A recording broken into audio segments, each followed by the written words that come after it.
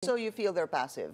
Yes. They're passive? Yes. The Marcos administration is passive? No, especially the DFA. Di ba? Yung DFA kasi, ulit-ulit kong sinasabi, alam mo, simple lang yan. Kung may Cancel. paraan, kung gusto, may paraan. Kung Kung ayaw, ayaw, may may dahilan. dahilan. Bakit dahilan ang sinasabi nila? Hindi nila sinasabi sa tao o hindi nila sinasabi sa atin yung paraan. Di ba? Baligtad di ba?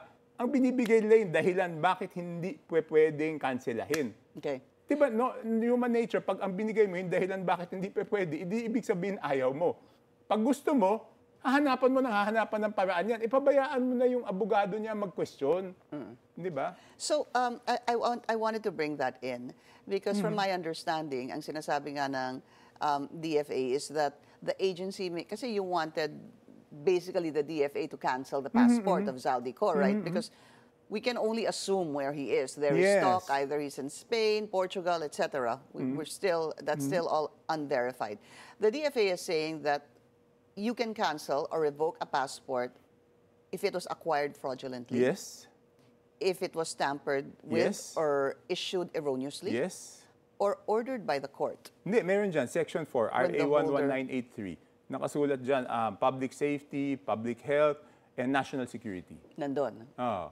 Di ba, sino magde-determine national security? Pwede ba silang pumunta sa korte para i-determine yung national security? It's not for the court to determine national security, di ba? What are your thoughts, though, if you're saying that the DFA is passive about this? Parang, are you saying also, is it right to conclude that you're saying that the Marcos administration also is passive, does not want... No, I don't think so. I think it's the job of the DFA na gawin yan. Hindi naman kasi sinasabi pa ng DFA na ayaw nila. Parang dinidelay lang.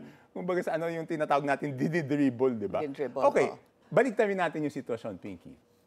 Kunyari, may mag-file ng kaso. Nagkaroon ng court order. By the time na ma-serve yung court order, sabihin ni Zaldico meron na siyang passport sa isang bansa na walang extradition. Ano gagawin natin lahat? What will we all do? Tsaka tayo magsisisihan? Kasi hindi mo kailangan...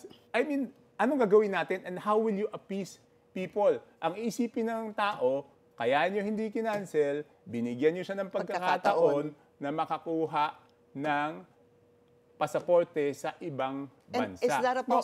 is that a possibility in Portugal? Yes, it's a possibility, di ba? There are countries na walang extradition